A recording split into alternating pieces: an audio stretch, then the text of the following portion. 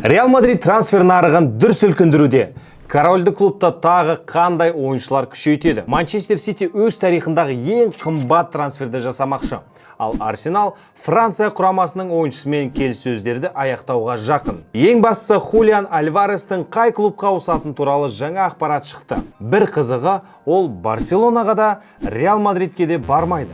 Және осы өзге де қызықты футбол жаңалықтарын бүгінгі шығарылымда бірге талқылаймыз. Ассалаумағалейкум достар, сіздермен бірге шетел бол арнасы. YouTube-та арнамызды алғаш рет көріп отырғандар үшін қысқаша таныстырып өтейін. Менің атым Алишер, командамызбен бірге футбол әлеміндегі басты жаңалықтарды қазақ тілінде талқылаймыз. Егер ана тілімізде контентті қолдағыңыз келсе, арнамызға міндетті түрде жазылыңыздар. Видеоның соңына дейін көріп, лайк басуды ұмытпаңыздар. Бүгін 1000 лайк жинап, рекордымызды жаңартайық. Осы межеге жетсек, бірден жаңа шығарылым түсіруге көшеміз. Ендеше бастайық. Қазір көптеген ұлттық құрамалар әлем чемпионатында өнер көрсетіп келе жатқанымен, клубтар жаңа маусымға дайындықты бастап кетті. Ең белсенді клубтардың бірі әрине Реал Мадрид. Бірақ корольді клуб жайлы осы шығарылымның соңында айтатын боламыз. Ал әзірге Манчестер Ситидің ақылға сыймайтын трансферлік жоспарына тоқталайық. Қалалықтар биыл өз тарихындағы ең қымбат трансферді жүзеге асырмақ. Шейхтар жаңа футболшысын 140 миллион евро төлеуге дайын. Жоқ, сөз Альварес немесе Майкл Олисе туралы емес, әңгіме Ноттингем Форест сапында ойнайтын англиялық жартылай қорғаушы Эллиот Андерсон жайында болып тұр. Шынымды айтсам, мұндай ойыншыға не үшін осынша қаржы жұмсалатынын түсіну қиын. Англияда жергілікті футболшыларға сұраныс жоғары екен белгілі. Әсіресе басқа АПЛ клубына ойыншы алсаң, баға бірден шарықтап кетеді. Бірақ соған қарамастан Андерсонның бағасы қалайша 140 миллион евроға жеткені түсініксіз. Бұрын 100 миллион евролық трансферді өзіне басқаша қарайтынбыз. Ондай ақшаға әлемдік деңгейдегі жұлдызды, ең жоғары деңгейдегі өзін толық дәлелдеген футболшыны сатып алатын. Ал қазірше Премьер-лиганың ортанқол клубында бір маусым ғана жақсы деңгейде ойнап жүрген жартылай қорғаушыға қыруар қаржы жұмсамақ. Жоқ, қате түсінбеңіздер. Мен Андерсонның шеберлігін жоққа шығарып отырған жоқпын. Ол сапалы ойыншы әрине. Әмбеба футболшы, бокс-то-бокс позициясында да ойнай алады. Пастары да жақсы.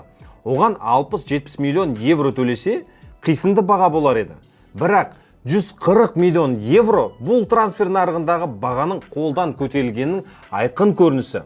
Кезінде дәл осы Манчестер Сити Джек Грилиш үшін де Астон Виллаға 117 миллион евро төлеген еді. Ал қазір бір футболшы Англияның барларына таңға дейін ішіп, сол жерде ұйықтай салады. Алқаш бала деген лақабаты да бар. Британдық басылымдардың мәліметінше АПЛ клубтары Андерсонның ауысымы трансфер нарығындағы бағаның тағы да күрт өсуіне алып келеді деген алаңдап отыр.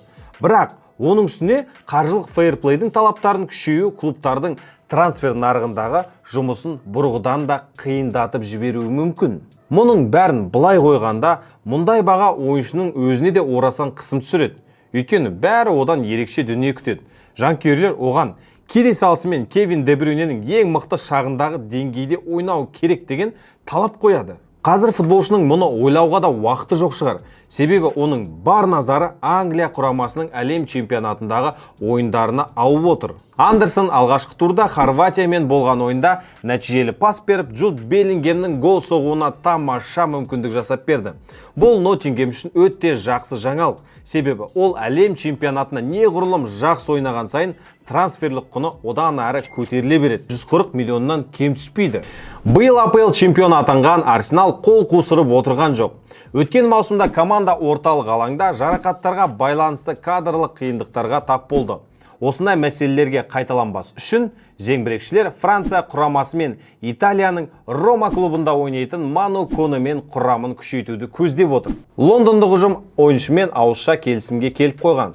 Енді оның клубымен ортақ мәмілеге келу қажет. Рома жартылай қорғаушыны шамамен 50 миллион евроға бағалап отыр. Қазір Коне әлем чемпионатында жүр.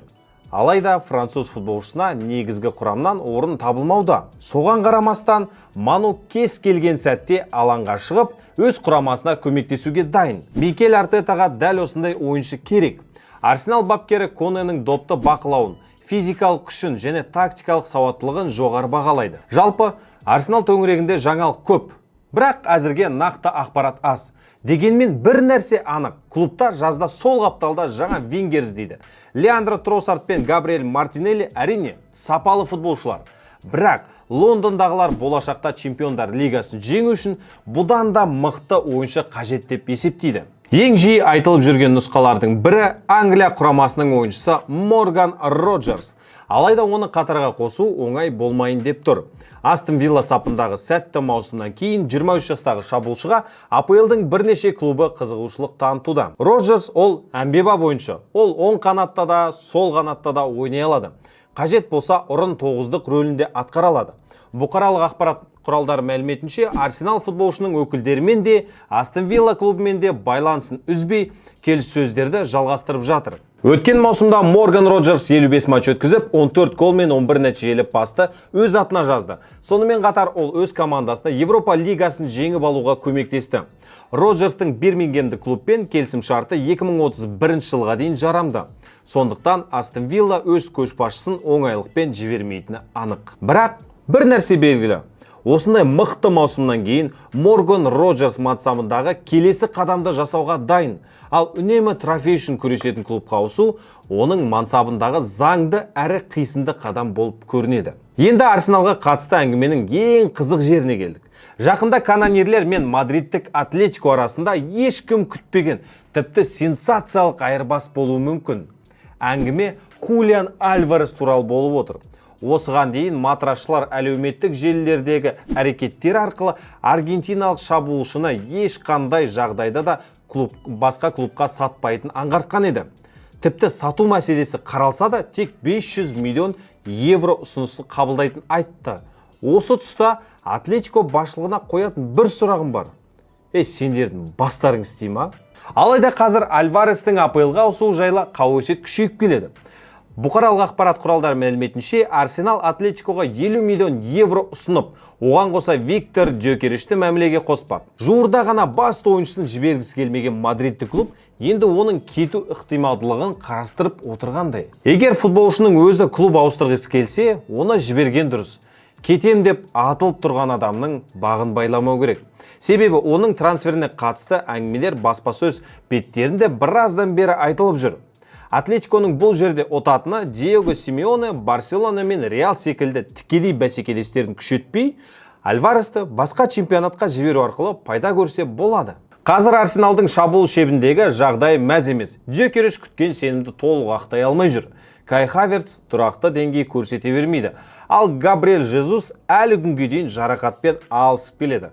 Сондықтан Альварестің трансфері өте қисынды көрінеді. Әрине, Барселона жанкүйер ретінде аргентиналық шабуылшыны каталониялық клубтың жейдесінде көргім келер еді. Бірақ осы жағдайға объективті түрде қарайтын болсақ, Хулиан Альварес Микель Артетаның ойын жүйесіне сәйкес келетін секілді. Ал сіз қалай ойлайсыз?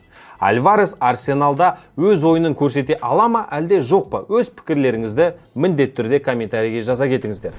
Ал енді көптен күткен Реал туралы жаңалықтарға келіп жеттік. Жозе Мауриньо командасына Дензел Думфрис, Ибрахима Конате, Марк Кукурелли және Бернардо Силваны қосып үлгерді. Өткенде ғана әлем чемпионатына бірде-бір испаниялық ойыншы жоқ деген сөз Перестің намысына тиіп кетті-ау деймін. Енді шүкір, хотя бы бір ойыншы бар. Бірақ мадридті клуб мұнымен тоқтап қалмайды. Сами Хедираны бапкерлік штабына қосқан Мауриньо көкем Флорентино Перестен қорғаныс шебіне тағы бір футболшы сатып алуын сұраған екен. Сондай-ақ жоспарына жартылай қорғаушы мен шабуылшы алу нұсқасы да бар екен. Корольді клуб жақында ғана Антонио Рюдигермен келісімшартты ұзартты. Бірақ оның жасы келіп қалған қорғаушы екен түсініп отыр. Шал және қопал ойыншыны не істейді деген ой мені де мазалап тұр. Осы жағдайды ескеріп, Реал көптен бері Нико Шлоттербекке қызығушылық танытып отырған болатын. Бірақ неміс қорғаушысы ерегіскенде Боруссиямен жаңа келісімшартқа отыра салды. Содан кейін ұзақ уақыт бойы Йошко Гвардиолмен келіссөз жүргізді. Бірақ ол да Манчестер Ситиде қалып, қалалықтармен жаңа келісімшартқа қол қойды. Енді Жозе Мауриньо бар назарын тағы да бір отандасы Рубен Диашқа аударады деген ақпарат бар. Ал жартылай қорғаушылардан Энсо Фернандес пен Боруссияның тағы бір ойыншысы Феликс Нмечеға көз тігіп отыр. Бірақ екеуінің де трансферлік құны 120 миллион евроға бағалануда. Осы тұста Перес көкем Альвареске құртамын деп жоспарлаған 150 миллион евросын қалтасынан қайтадан шығару мүмкін. Себебі трансфер нарығында Конате мен Силва секілді тегін әрі мықты ойыншылар қалмады.